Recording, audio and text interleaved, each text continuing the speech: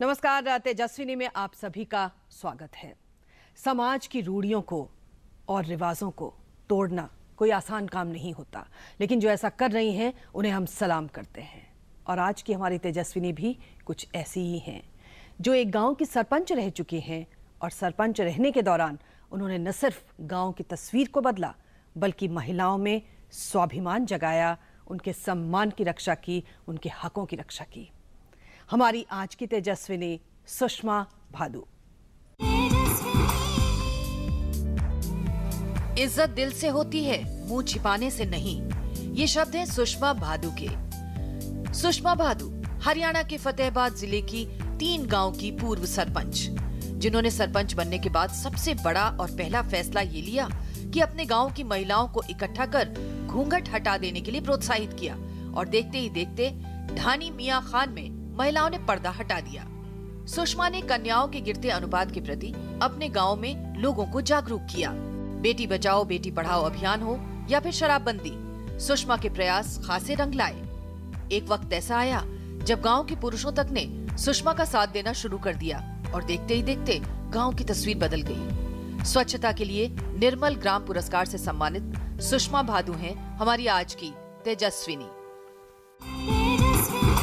तो आइए मुलाकात करते हैं समाज सेविका सुषमा भादु से। बहुत बहुत स्वागत है सुषमा जी तेजस्विनी में आपका। तो सुषमा जी, आप तो एक गांव की सरपंच रह चुकी हैं, 3 गांव की आप एक साथ सरपंच रह चुकी हैं। ये बताइए कि आप कौन से गांव से आती हैं और क्या वो गांव शहर से मिले जुले हैं या वो दूर दराज के गांव हैं? कहाँ हैं आपके गांव? हमारे गांव के पास शहर नहीं है, थोड़ा दूर है, 10 किलोमीटर दूर है हमारा गांव। और मैं म्याखा ढाणी से रहने वाली हूँ। मैं 3 गांव की सरपंच हूँ। जो दूसरे गांव है वो भी 3-3 किलोमीटर की दूरी पर है हमारे। छोटे छोटे गांव हैं, तब एक ही पंचायत है हमारी जी। तो सुषमा, आप जब सरपंच बनी थी तो क्या कभी आपने सोचा था कि आप सरपंच बन जाएंगी और इतने बड़े बड़े काम करेंगी? नहीं जी, ये तो नहीं सोचा था। लेकिन उस गांव में जाकर मैंने वो दिक्कतें उठाई है। तब मुझे लगा भी मैं कुछ करना चाहती हूँ इस गांव के लिए। तो क्या दिक्कतें आ रही थी महिलाओं को जो आपको लगा कि भाई कुछ करना चाहिए? सबसे बड़ी दिक्कतें तो जी लाइट की और पानी की थी। बहुत ज्यादा दिक्कत थी हमारे गांव में। अच्छा। हाँ, ना तो पीने का पानी ना नहाने का पानी। एक कुंड था, उसके अंदर ही जानवर पानी पीते, उसके अंदर ही महिलाएं सभी गांव के वहीं पानी पीते थे। तब और सारी सारी रात बैठे बैठे पानी के पास ऐसे सोती रहती, भाई टूंटी आएगी तब पानी भरेंगे। बहुत ज़्यादा दिक्कत थी। और इतना पानी 2 किलोमीटर दूर से पानी लाना पड़ता था, वो भी सर के ऊपर। कभी उठा काम किया भी नहीं था मैंने बचपन में, कभी किसी से कोई भी काम नहीं किया हुआ था मेरा। अच्छा। लेकिन ससुराल जाके मुझे सारा करना पड़ा। तब मुझे बहुत ज़्यादा दिक्कत आ रही थी। तो क्या जब पानी भर के लाती थी उस वक्त क्या आपस में सब औरतें मिलके बात करती थी? हाँ, सभी करती थी, लेकिन मैं तो घड़ा चक्के चलती तो यहाँ से नस बहुत ज़्यादा दिखती, क्योंकि मेरा कभी काम किया हुआ नहीं था। तभी औरतें कहती थी भाई तू ये कर लेती है, भाई तेरा कभी काम भी नहीं किया हुआ था तो भी ये काम करती है तू। तो क्या उन औरतों ने ये कहा कि क्यों नहीं सरपंच बन जाती, कुछ कर लो हमारे लिए? वो तो जी एन उनको फंस गई भाई, अब हमें पानी की कोई दिक्कत, इतनी दिक्कत हो गई है भाई हम कहीं भी नहीं जा सकती। तभी उनके मन में ये विचार है भाई क्यों ना इस गाँव में एक सरपंच हो। अच्छा। हाँ, तब हम सभी महिला बैठी थी एक जगह, बोली इस गांव में कोई सरपंच बन जाए तो पता नहीं हमारी भी कोई जिंदगी सुधर जाए। तब उन्होंने कहा भाई आप आगे आ जाओ। मैं भाई मैं तो ज़्यादा पढ़ी लिखी तो हूँ नहीं। बोले कोई बात नहीं, आप पढ़ी लिखी हो, उतने में हम काम चला लेंगे। उन्होंने मुझे वोट दिया, भाई हम आपको वोट देंगे। मतलब सारे गाँव। आपको पता था क्या होती है सरपंची, क्या होती है, वोट क्या होता है, क्या अधिकार क्या शक्तियां होती हैं? नहीं जी, ये तो सरपंच बनने के बाद ही महसूस हुआ, पहले तो नहीं पता था सरपंच बनने से क्या शक्ति मिलती है क्या हो। पहले तो ऐसे ही अंदर रहते थे, क्यों घूंघट निकाले काम करा और सो जाना शाम को। कुछ नहीं पता था। एक जानवर, पढ़े लिखे भी उस गांव में जानवर बन जाती है औरतें। ऐसा गांव था। तो आप बता रही है कि 25 साल बाद जब वहाँ मतलब कोई सरपंच वहाँ नहीं था, फिर 25 साल बाद कोई बना तो वो आप थी? हाँ जी, क्यों मैं तो वहाँ पर गई थी जी, तब उन्होंने सभी औरतों कहते यार 25 साल हो गए इस गांव में कोई सरपंच ही नहीं है। अच्छा। हाँ। तो फिर जब आप सरपंच के लिए चुनाव लड़ रही थी उस वक्त क्या क्या मतलब गांव में किस तरह का माहौल था और क्या औरतें सपोर्ट कर रही थी या बहुत सारी ये भी कह रही थी कि ये क्या सरपंच बनेगी? नहीं नहीं, उस टाइम में तो सभी औरतों का तो सहयोग था जी, क्योंकि वो बहुत ज़्यादा दिक्कत में थी। उस टाइम में तो बहुत सहयोग था उनका, उन्होंने मुझे जिताया। उन्होंने उनकी मांग थी भाई, एक तो भाई हमारे भाई मर्द दारू पीते हैं, ये अड्डा दारू का बंद कर दो। और एक पानी की समस्या, पहल पोत मैंने पानी की समस्या सही के पानी लगवाया वहाँ पर ट्यूबवेल। अभी हमारे गांव में हर घर घर में टूंटियाँ हैं। अच्छा। और शराबबंदी वो बंद करवाई। तो जब आप ये सब कर रही थी तो आपके घर वाले क्या कह रहे थे? क्या वो ये तो नहीं सोच रहे थे कि मतलब अब ये काम करने के लिए चल दी? क्या रिएक्शन क्या था उनका, क्या सोच थी उन लोगों की? जी घर वालों की तो सहयोग था, घर वाले के बिना तो सहयोग बिना तो कोई काम होता ही नहीं है। तो दिक्कत तो सभी की थी। घर वालों ने तो मुझे सहयोग दिया, लेकिन बाहर के बुजुर्ग आदमी हैं, उन्होंने वो थोड़ी दिक्कत में थे। उन्होंने कहा भी ये क्या सरपंच बनेगी, क्योंकि उनके शराबबंदी करवा दी बंद, तो उन्हें तो शराबी वालों तो दारू चाहिए। उन्होंने कहा भी ये क्या सरपंच बनी है, उन्होंने तो हमारी दारू ही बंद करवा दी। मैंने तो अच्छा ही काम किया है। अभी अपने घर के दाना ताई बच्चों को नहीं मिलता था खाने के लिए, वो भी लिजा के घर में बर्तन व सब दुकानों में बेच के शराब पीते थे। मैंने क्या गलत किया? लेकिन उन्होंने वो मेरे से ज़्यादा ही नाराज थे। तो क्या किस तरह की बातें कर रहे थे लोग और क्या विरोध का सामना करना पड़ा था आपको? ये कह रहे क्या तो सरपंच है, ये क्या सरपंच बनाया है, इसे भी हमारे पे सारा का पानी बंद कर दिया क्या? माली औरतों तो मेरा गुण मानती है, मर्द तो मुझे दुर्काते अभी ये क्या सरपंच बनी है। अच्छा ये बताइए, आपने जो सबसे बड़ा काम किया वो ये किया कि आपने घूंघट खुद भी हटाया और औरतों के घूंघट को हटाने में भी आपने एक प्रेरक की भूमिका निभाई। तो ये कैसे हुआ? क्योंकि हम जानते हैं कि गांव देहातों में लोग औरतें बहुत लंबा घूंघट निकाल के रखती हैं, अपने घर वालों से भी घूंघट करती हैं। हाँ जी, मैं आप करती थी जी। हाँ, सरपंच बनने के बाद भी मैं घूंघट निकालती थी। अच्छा। हाँ, मेरे घर वाले वो भी घूंघट निकलवाते था। अच्छा। घूंघट के अंदर ही रहे, घूंघट ना उठा। बहुत घूंघट के लिए तो हमारा बहुत झगड़ा होता था। अच्छा। वो कहते हैं भाई मैं तो बाहर जाता हूँ तो घूंघट उठा लेती है और मुझे देख के घूंघट निकाल लेती है। और मुझे घूंघट के अंदर दम घुटता था, क्योंकि सारा काम करना घूंघट के अंदर, वो भी गर्मी के अंदर, बहुत दिक्कत होती है। तो आपने क्या कहा एक दिन कि मैं नहीं करूँगी? नहीं, फिर वो सरपंच बनने के बाद तो कहीं भी जाना पड़ता है जी, घूंघट के अंदर फिर दिक्कत होती है। मैंने आपने मुझे सरपंच तो बना दिया। तब तो मैं इतनी नॉलेज नहीं थी, तो मैंने कहा ये मेरे गले में घंटी गात तो दी, मुझे बजाने भी पड़ेगी। आप अगर जी मेरा घूंघट उठा दो तो मुझे थोड़ी बजानी पड़ेगी। उन्होंने कहा भाई ये मेरे को जचता तो नहीं। मैं आप अपने पापा से पूछ लो, बुजुर्ग आदमियों को ये भी पुरानी, मेरे ससुर बोले भी है तो ये पुरानी रिवाज, लेकिन अब सरपंच बना ही दिया है तो भाई आगे तो होना ही पड़ेगा आपको। अच्छा। हाँ जी। तभी उन्होंने कहा भाई, हम सभी औरतों ने इकट्ठा होके कहा भाई अगर हम महापंचायत बिठाए तो भाई आप मेरा साथ दोगी? वो कहती हम तो यही चाहती है भी हमारा भी उठे, आपके लारे तो पीछे तो हम हैं, आगे तो हम नहीं हो सकती। मैं ली बूंदगा ठीक रहा, मेरे सिर पर रख दियो, मैं आगे हो जाऊँ, कोई बात नहीं। सरपंच बन गया, जब बूंदगा ठीक रहा तो मिल ही गया। अब मैं आगे हो जाएंगे, कोई बात नहीं। तब हमने महापंचायत बिठाई थी जी। अच्छा। कम 50 गाँव के महापंचायत बिठाई थी हमारे गांव में। तब हमने शपथ ली थी भाई हम घूंघट ना तो निकालेंगे ना किसी को निकालने देंगे। उस टाइम तो जी घूंघट औरतों ने उठा दिया, लेकिन घर आए तो मर्द तो वो जो तम फजी था मुंह गाड़ दियो गए, इस तरह बोले। अच्छा। वे के मार तो समस्या कर दी। मैं फिर आई मेरे कने औरत। अच्छा। बोली मुझे मन तो कुटिया, मल भाई थारा माता में दम को नहीं, बोले कुटिया बेकाम तो कुटे तो क्यों कुटी, जो बोले सामने आओ उसको थे वापिस उसके पिटाई करो, जब वो कितनी देर मारी था ने। बोले दारू पिए, फिर मैं दारू को अड्डो ही बंद करे। अभी जी कोई घूंघट तो निकाले जो उसके भाई मर्द भाई खिलाफ है। अभी हम तो भाई इतना ही कह सकते हैं भाई घूंघट उठा दो। भी घर घर जाके 2 बार कह दिया 3 बार, हरदम तो हम उनके पास नहीं रहते। अभी वो उनकी सोच है, निकालना है कि उठाना है, कुछ करना है, लेकिन मैं तो अभी किसी से भी नहीं निकालती। अच्छा। मैं तो आज़ाद होगी। तो आपके घर वालों ने आपकी इस आज़ादी को किस तरह से लिया? पहले तो थोड़ी दिक्कतें आई थी, क्योंकि वो घर वाला आप ही दिक्कत, मेरी सास ने मेरा साथ दिया जितना मेरे घर वाले ने नहीं दिया। अच्छा। हाँ, सासू माँ भी तो घूंघट निकालती थी, वो तो अपनी सास से भी निकालती थी। तो ये जो लोग कहते हैं कि औरत ही औरत की दुश्मन होती है, ये बात गलत है। पहले वाली बुजुर्ग है जी, पहले वाली बुजुर्ग तो घूंघट निकलवाती थी, अब वाली तो नहीं है जी। पहले वाली तो कहती भाई घूंघट निकालो, लेकिन मेरी सास की सोच बहुत अलग है सभी सासों से। वो बहुत पुरानी है लेकिन उनकी सोच बहुत बढ़िया है। अच्छा, हाँ जी। लेकिन आपको लगता है कि क्या सिर्फ घूंघट उठा देने से आजादी आती है? क्या आपको लगता है कि आप ज्यादा आजाद महसूस करते हैं? नहीं, घूंघट उठाने से अकेले से नहीं आती। अगर हम घूंघट उठा ही लें और अंदर ही अंदर रहे तो फिर वह क्या आजादी है? यही मैं पूछ रही हूँ। अगर हम आगे जाके बोलेंगे नहीं, किसी से बातचीत नहीं करेंगे, अंदर ही रहेंगे तो वो कोई आजादी नहीं है। घूंघट उठा के अंदर बैठ जाओ भाई। आगे हमें आजादी मिलनी है तो आगे बढ़ना पड़ेगा, आगे बढ़ेंगे तभी आजादी मिलेगी। अंदर ही अंदर तो कोई आजादी नहीं है जी। तो आपने ये जब बिगुल बजा दिया घूंघट वाला, और जहाँ जैसे आपने खुद कहा कि घूंघट का मतलब उठाने का मतलब सिर्फ ये नहीं है कि घूंघट उठा दिया, इसका मतलब है एक आज़ादी। ये बताइए कि इस तरह की जो ये आज़ादी शब्द है गांव की औरतों की जिंदगी से कितना दूर आपको लगता है? वो तो जी आप तो जेल में ही रहना चाहे औरतें, कई तो इतनी हैं भाई क्या अभी हम घूंघट में रहेंगे, वो हमारी परंपरा है। हाँ, मैं लिए क्या परंपरा है?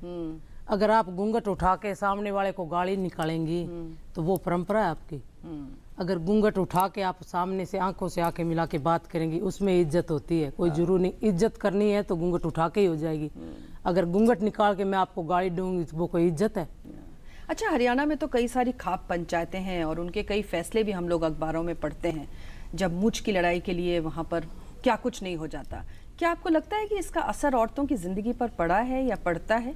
जी, हमारे गांव में तो ना तो इतनी बड़ी कोई मूछ है और ना कोई रख है, सब मूछ कट्टा है। पर ये जो खाप पंचायतों के जो ये बड़े बड़े गांव में होते हैं इस तरह जी। के होते, क्या आप लोग लोगों के जीवन पे उसका कोई असर कभी महसूस होता है, पड़ता है? आपको लगता है कि हाँ इस तरह की चीजें गलत हो रही ये तो जी इसलिए कहते हैं, जो ये घूंघट वाली बात है भाई, मेरी मूछ पर बात आ गई, इसने घूंघट उठा दिया, मेरी इज्जत पर आवा, बस मूछ पर बट लगाया कि मेरी तो इज्जत फेल होगी। उस इज्जत घूंघट उठाने से नहीं, इज्जत तो बनती है बनाने से। लेकिन वो सोचते हैं भाई मेरी मूछ नीचे झुक जाएगी भी, ये घूंघट उठा लेगी तो यही होती है जी, और क्या होंगे।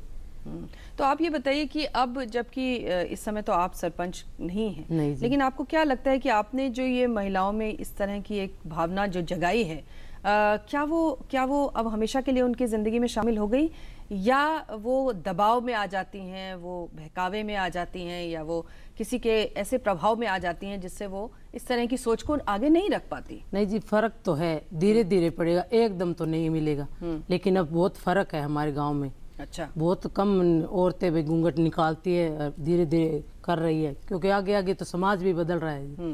बहुत फर्क है हमारे गांव में। अच्छा, एक बात बताइए, शिक्षा एक बहुत बड़ी चीज होती है, पढ़ाई लिखाई बहुत बड़ी चीज होती है, लेकिन आप खुद स्कूल से ड्रॉप आउट हैं। आपने कितनी कक्षा पढ़ी? आपने 7 कक्षा पढ़ी है। आपको क्या लगता है कि अगर आप ज्यादा पढ़ी होती तो आज आप कहीं और होती?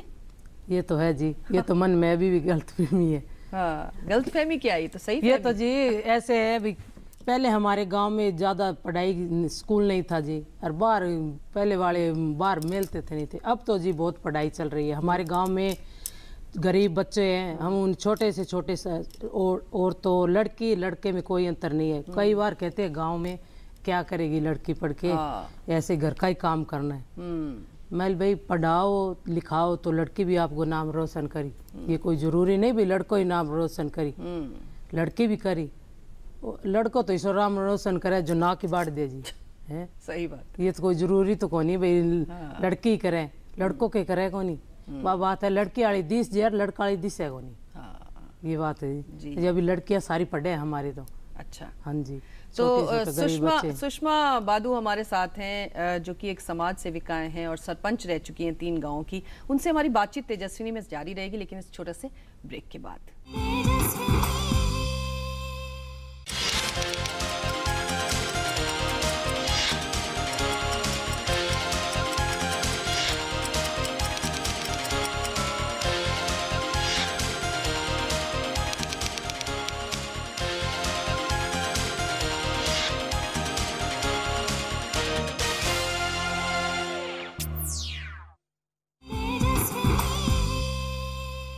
एक बार फिर से आपका स्वागत है तेजस्विनी में। आज हमारे साथ सुषमा बादू हैं जो कि 3 गांव की सरपंच रह चुकी हैं, जिन्होंने महिलाओं के घूंघट को उठाया है वहां पर और उनमें एक आज़ादी का भाव भरा है। सुषमा, जैसे कि अभी हम शिक्षा की बात कर रहे थे, हम जानते हैं कि हरियाणा की अगर हम बात करें तो काफ़ी कुछ वहाँ पे केसेस होते हैं, कन्या भ्रूण हत्याओं के केसेस होते हैं। हम जानते हैं कि हरियाणा का रिकॉर्ड अब जाहिर है कुछ बेहतर हो चला है, लेकिन उससे पहले काफ़ी लड़कियों को मतलब की भ्रूण हत्या भी होती थी। उस मामले में लड़कियां वहाँ कम हो रही हैं, लड़के ज़्यादा हैं। ये सारी जो चीज़ें, ये जब खबरें आप सुनती हैं तो आपको उस समय कैसा लगता है और क्या आप लोग इसके लिए कुछ आवाज़ उठाते हैं? जी, हमारे गांव में हमने आवाज़ उठाई, लेकिन हमारे गांव में ऐसा कोई केस नहीं आया और हमारे गांव में सबसे ज़्यादा लड़कियां ही ज़्यादा है। 3 गांव है हमारे पास, उसमें हमने भी कहा रखा है भाई आंगनबाड़ी को, आशा को, भाई आपको कोई भी ऐसा केस आए जो टीके लगते हैं उनसे भाई 2 महीना 1.5 महीने से पता, जो ज़्यादा हो जाए तो आप फौरन उसकी जांच करो। 3 महीने के बाद भी ये चेक करवा के बच्चा फिर ये दवाई लेती है। हमने ये सारा किया, लेकिन ऐसा कोई हमारे पास नहीं है। हमारे गांव में 3 गांवों के पास ऐसा केस नहीं है कन्या भ्रूण हत्या।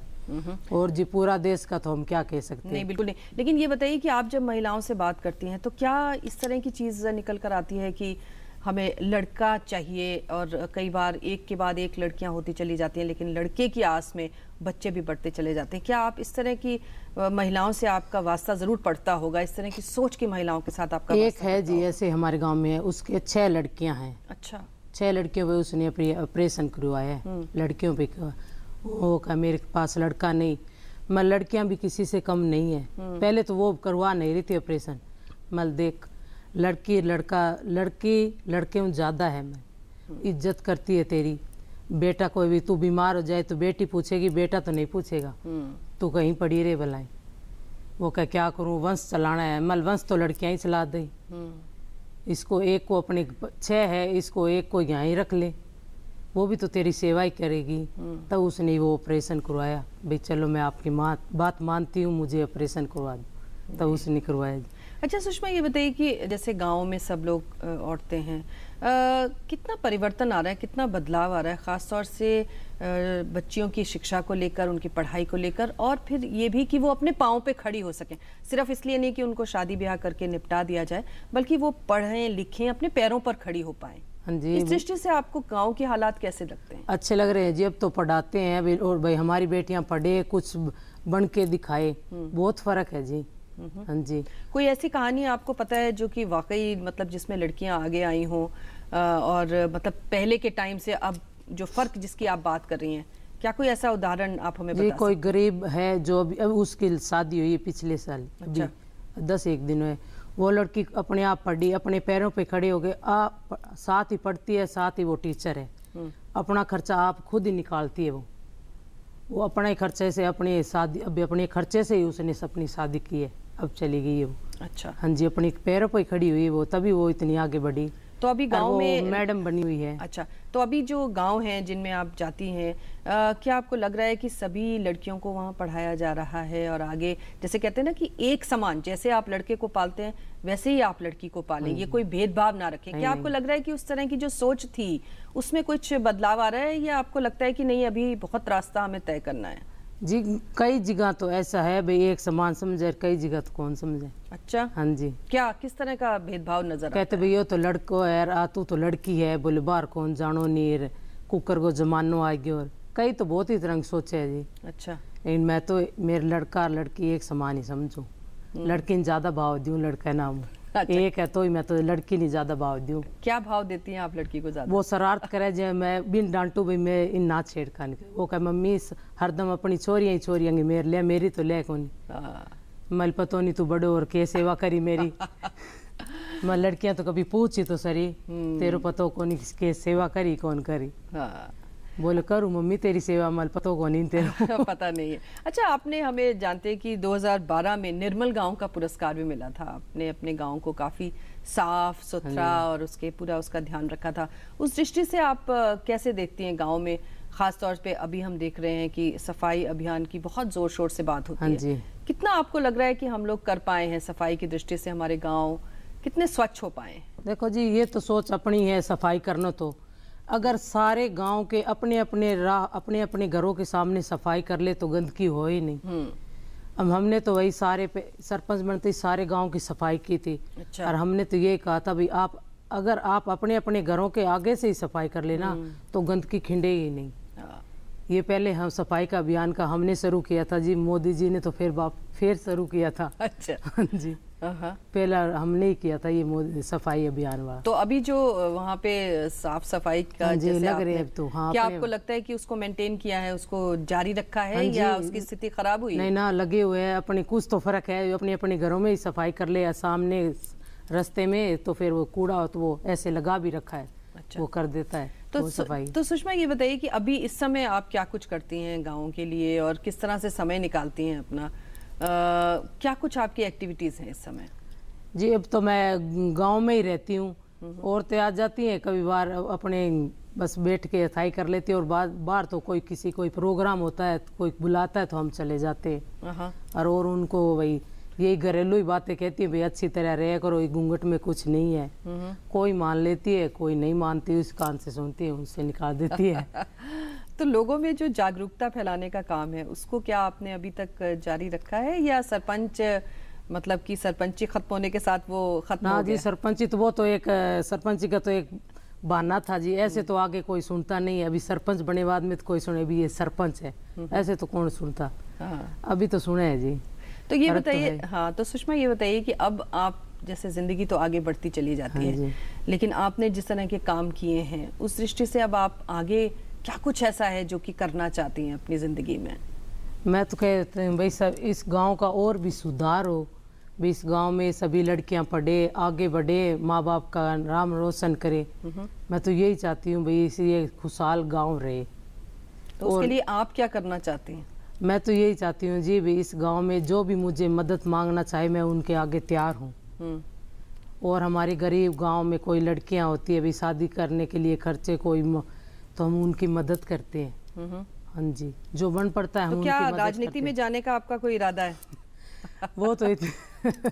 वो तो जी देखो जनता कहेगी तो कोशिश करेंगे, और तो हम तो सेवा करना ही चाहते हैं, राजनीति के पंगों में नहीं पड़ना चाहते। क्यों? राजनीति में तो महिलाओं को आगे आना चाहिए, आपको इसको पंगा क्यों लगता है? वो कितनी गाली पड़ती है जी, कोई काम अच्छा काम करे तो ही बुराई मिलती है, दिक्कत भी तो बहुत ज्यादा आती है। मतलब आप चाहती है कि समाज सेवा करना, हाँ यही चाहे वो राजनीति में रह के हो या उससे बाहर रह के हो। और कोई ऐसा सपना, खास तौर से जैसे आपने कहा कि आपने 7वीं तक पढ़ाई की है, क्या आपको नहीं लगता कि आपको और आगे पढ़ाई कर लेनी चाहिए? अब जी मैं तो ये नहीं सोच रही, लेकिन मैं मेरे बेटियों को पढ़ा रही भी। आप मेरा सपना आपको है पूरा करो, उनको पढ़ा रही भी आप पढ़ो, जितना पढ़ना चाहती हो उतना ही पढ़ो, उनमें ही सपना देख रही हो भी तो। जी, और हमें पूरी उम्मीद है सुषमा कि आपके ये सपने जो भी आपने अपने घर और अपने समाज और गाँव के लिए देखे हैं जरूर पूरे होंगे, यही उम्मीद करती हूँ जी। बहुत बहुत शुक्रिया हमसे बात करने के लिए सुषमा भादू, बहुत बहुत धन्यवाद आपका। तो ये थी हमारी आज की तेजस्विनी सुषमा भादू। अगले हफ्ते एक नई तेजस्विनी से आपकी मुलाकात कराएंगे, तब तक के लिए इजाजत दीजिए, नमस्कार।